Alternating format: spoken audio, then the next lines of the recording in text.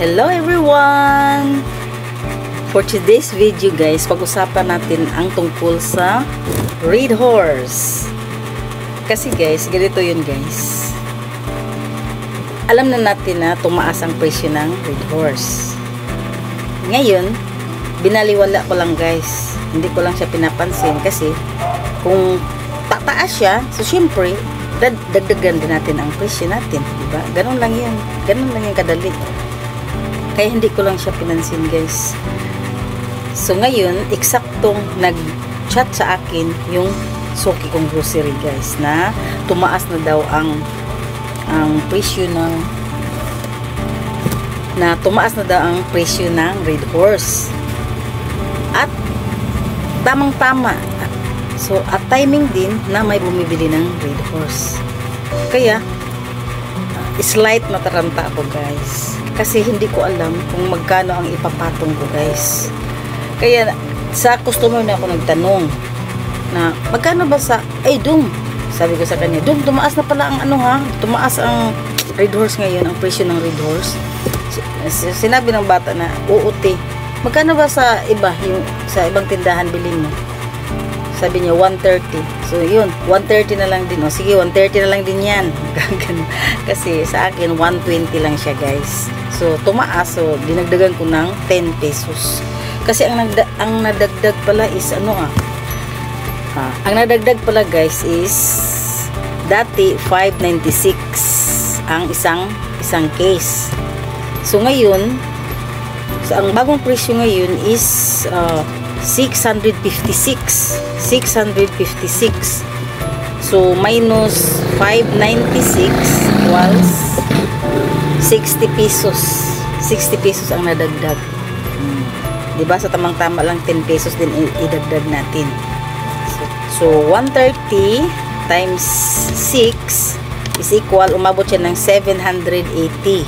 So minus 656 equals 124 ang tutubuin natin sa isang case. So okay na din, di ba? Okay na 124 basta mabilis lang naman siyang maubos. Mabilis siyang mabinta. Kasi kahit tumataas siya guys, marami pa ring bumibili. Siyempre, mga addict sa Red Horse or mga tanduay, mga inuman ba, magparty-party sila. Kahit kwentuhan lang, Red Horse agad. Diba? So, mabinta talaga ang Red Horse. Kasi yung iba, hindi naman nila, yung gusto nila is Red Horse. So, yung iba naman tanduay, so, ganyan. So, karamihan Red Horse talaga guys. So, kahit mahal siya, mabinta pa rin siya. So, pag may tumaas na presyo sa mga items na binibinta natin, kailangan aksyonan mo agad. Aksyonan natin kahit huwag nating baliwalain para hindi tayo maiwan.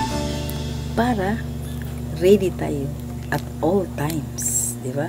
Alam natin ang presyo, kung magkano ang itutubo natin. Diba? Hindi yung on the spot tulala ka kasi hindi mo pa alam kung magkano ba ang itutubo mo dyan. So okay guys, so idagdag na natin ang binibili kong mga tuyo. Ayan guys, ayan, itong isa may nilagyan ko na ng presyo, 15 pesos isa. Ayan, mayroon din dito dalawa, 25 pesos yan. Ayan, dalawa, nilagyan ko. Tingnan yung price. Ito naman guys, 12 pesos ang isa. Ayan, binabalot ko na guys. Kasi pag binibidyohan ko tapos naglagay pa ako sa plastic, naku, malaki ang kakainin na oras. Ayan, diba? So, bago ko pakita sa inyo, so nakabalot na siya. Ayan, 12 pesos. Hawol-hawol. Ayan. Ito naman is jijing. Ayan, jijing ang tawag guys. So ito naman, may binabalot akong mga dilis. Yan, 12 pesos. Dilis, 12 pesos ang isa. Tingnan mo, dami guys. Ayan o. 12 pesos ang isa.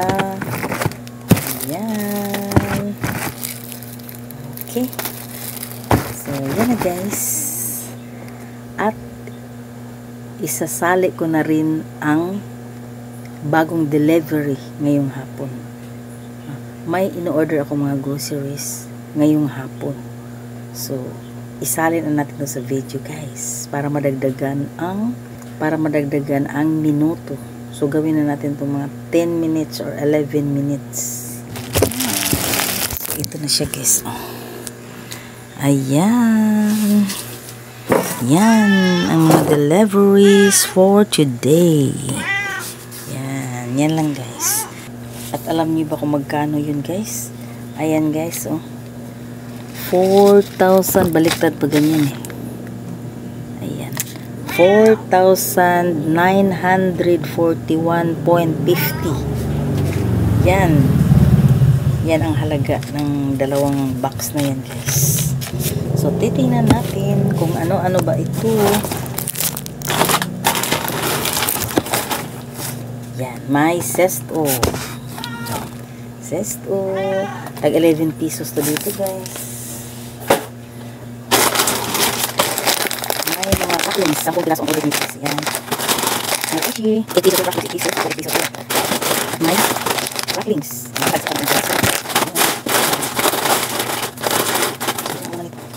Si Cherla. Si Dino Bagas. Yan. Mayroon tayo dito kala. 7 pesos dito sa aking tinda. So, 1 dozen guys. 1 dozen. Mayroon tayo na county. Yan. Din. Tag 16 pesos na dito guys. May tubo pa rin naman 2 pesos o 4.50. 61.50. So, ito rin mo dito guys. Galing na ubus. 12 pieces. Meron tayong cigarettes. Yan. Cigarettes, Vince 2. Meron tayong mga suka at 10 pesos 200 ml. Nasuka 10 pesos. May dinagdag na akong anduay. Tatlong anduay. Kasi meron pa ito guys. May dinagdagan ko ng tatlo. Ayan. Birch tree. Dalawang araw ko nang in-order guys. Tapos wala. Pero mayroon guys. 11 pesos dito sa akin. 2 4 6 8. Ang marag na. 2 dozen ko. 2 4 Yan. 2 dozen. 2 dozen pala yan. Parang hindi pa. Nice rock. Yan. Nice rock pa rin. 1 dozen. So, mayroon tayong Kuku Mama, 40 pesos. 35 ang sa kanila guys. So, ang dagdag ko dito guys is 4 pesos. So, 39. Pero pwede naman 40 pesos. Ito, Kuku Mama. 40 pesos na. Kasi dati 40 pesos yan eh. Ayan, Century Tuna, 37 na sa kanila guys. Ang kasi pag 30 pesos pataas, ang tinutubo ko ay 4 pesos. Pag 20 naman, 3 pesos. Hanggang 29, 3 pesos. Ayan ako niya. Pero ito is 37. So, dapat 41 siya guys. 41 siyang binibenta. Pwede naman 40, 3 pesos lang. Bawat isa. Okay na rin. Pero 41 ang nilagay ko. Ayan. Apat pala ito guys. Apat. Ito namang Kuku Mama, 3. Ayan. Marami na naghanap guys, pero walang stock sa grocery, sa shopping grocery. So ngayon pa sila nag-stock. Tatlo lang ang ginawa. So ito naman guys, mabinta talaga itong smart dishwashing. Yan, smart dishwashing. 6 na piraso. Mayroon tayong 6 na piraso guys dito. Mayroon din tayong, yan, wax, floor wax. 6 na piraso dito, floor wax. Dagdag siya, dagdag sila wala sa tindahan. So ito yung tatlong smart. Ayun. Ito guys, 2 dozen dito guys. So tingnan natin sa resibo kung tama ba yung mga dinala nilang mga stocks dito guys.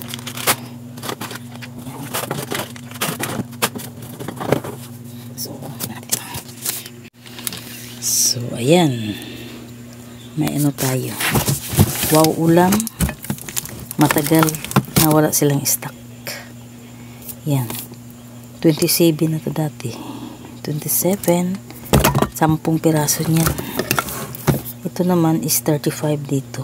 Afritada. Ito naman is 36. 36 pag hot and spicy, 35 pag afritada. Nagmahal to guys.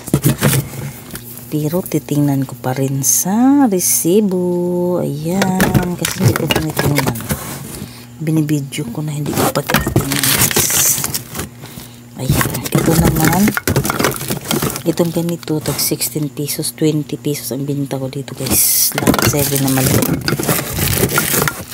Ayan, Lucky 7 na malaki, tag 27 na rin. Dati 26, 2 pesos lang ang idinagdag ko guys.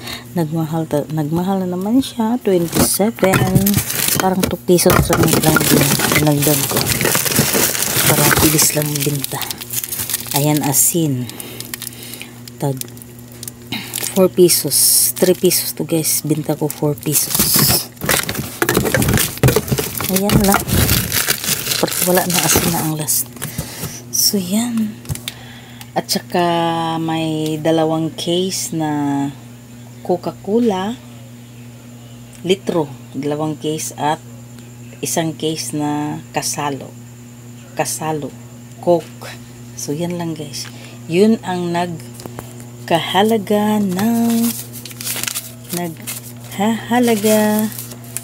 ng 4,941.50. Almost 5,000 guys. Yan. So, iti-check pa rin natin. Iti-check ko pa rin kung tama ba. Tama ba yung presyo nila? Tama ba yung total nila? Tama ba yung mga items na nilalagay nila dito sa resibo? So, yun lang guys. Thank you for watching. Thank you everyone for always supporting my channel. Thank you mga kasari ko dyan. Thank you Team Survivors. Thank you very much. Thank you to all my beautiful members. To all my YouTube friends. To all my silent viewers. To my organic viewers. Thank you so much. So, that's all for now. See you in my next vlog. Bye bye. God bless us all. Bye.